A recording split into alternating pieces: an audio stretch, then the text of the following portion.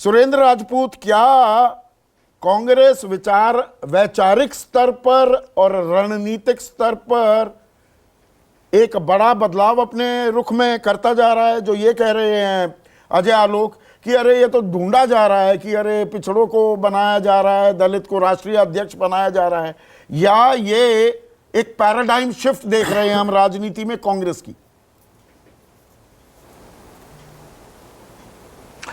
संदीप भाई, जब आप और सुकेश शुरुआत कर देते हैं चैनल पर किसी भी विश्लेषण की, तो बड़ा मुश्किल हो जाता है हम जैसे लोगों के लिए ये बताना कि अब हम क्या और बोलें। आप लोगों ने काफ़ी कुछ कह दिया, आपने, सुकेश ने बिल्कुल सारी चीज़ों को क्लियर कट कर दिया। और एक चीज़ और भी स्पष्ट हो गई आज की बहस में, जो भारतीय जनता पार्टी के प्रवक्ता कर रहे थे, कि भारतीय जनता पार्टी ना तो मंडलवादी है, ना भारतीय जनता पार्टी कमंडलवादी है, भारतीय जनता पार्टी सिर्फ सत्तावादी है। नहीं, वो तो और कह रहे सत्ता हैं के नाम पर ही कमंडल दिल में है और दिमाग में मंडल है।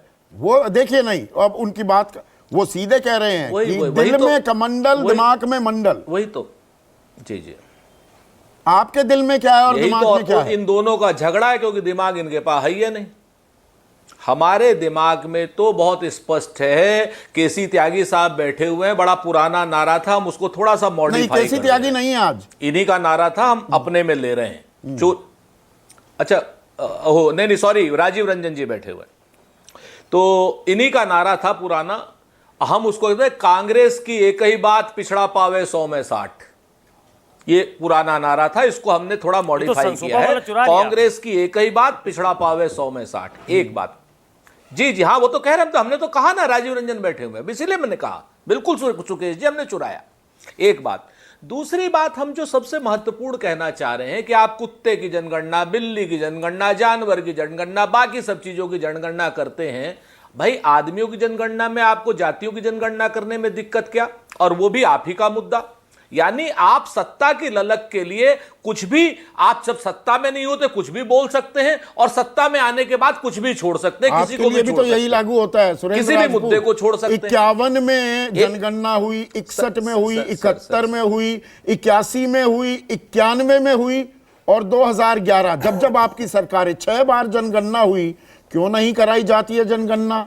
और जो अब राहुल गांधी कहते हैं कि 75% तक आरक्षण हो जाए, जिसकी जितनी संख्या भारी उसकी उतनी हिस्सेदारी, क्यों नहीं की? 55 साल तो राज किया देश पर। मैं और जोड़ देता हूं, 80 से 90, मैंने कहा 80 से 90 तक मंडल कमीशन की रिपोर्ट जो है वो सरकार के पास पड़ी रही, उस पर एक्ट नहीं किया गया। ये भी हकीकत है। सुरेंद्र राजपूत सर, सुनिए तो, सुन लीजिए ना, हमारी बात तो सुन लीजिए। मैंने कहा ना, मैं तो आपकी सारी बात मानू और बगैर बहस किए मानता हूं कि उस समय हमसे 2011 में गलती हो गई। बहुत साफ हम कहते हैं, एकदम बिल्कुल होनी चाहिए थी। हम कुछ बहसों को कुछ कमियां होती हैं, तभी तो आज की डेट में हम 52-53 हैं।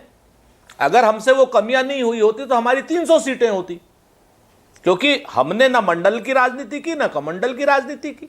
आज की डेट में जो आवश्यकता है, अभी जो अजय आलोक जी कह रहे थे, रोहिणी कमीशन की बात कर रहे थे, हमारा तो बहुत स्पष्ट कहना है, जिस तरीके से शेड्यूल कास्ट और शेड्यूल ट्राइब का आरक्षण संवैधानिक है, पिछड़ों का आरक्षण भी तो संवैधानिक होना चाहिए।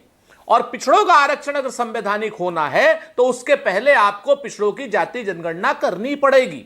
और क्यों नहीं करेंगे आप? हमारा पॉलिसी शिफ्ट है, हमारा तो मानते हैं, हम तो कहते हैं, हम तो पॉजिटिव पॉलिसी शिफ्ट की तरफ जा रहे हैं। हम कह रहे हैं हाँ, जनगणना होनी चाहिए। और जो दूसरी बात अभी अजय आलोक जी ने कही, पिछड़ों में भी पिछड़ों और महापिछड़ों को लड़ाने की बात, तो अजय आलोक जी जरा सा राजनाथ सिंह जी का भी फार्मूला पढ़ करके आइए, जो त्रिस्तरीय आरक्षण था। रही बात, आप इधर उधर की सारी बातें करते रहेंगे, त्रिस्तरीय आरक्षण की बात नहीं करेंगे, आप ये बात नहीं करेंगे किस तरीके से आरक्षण में सारी जातियों को बांटा जाए, जिन जिन लोगों को ज्यादा लाभ मिला है और किन लोगों को कम लाभ मिला है, किन लोगों को बिल्कुल लाभ नहीं मिला है, उनमें बराबर से कोई फार्मूला दिया जाए। बात करनी चाहिए आपको ये। और बात आपके प्रधानमंत्री जी ये करते हैं कि मैं घांची जाति से हूं। जो घांची जाति उन्होंने स्वयं पिछड़ों में शामिल करी थी, पहले नहीं थी। प्रधानमंत्री जी के पहले घांची जाति पिछड़ों में नहीं थी। तो प्रधानमंत्री जी को पिछड़ा माने या नहीं माने, ये भी देखने वाली बात है।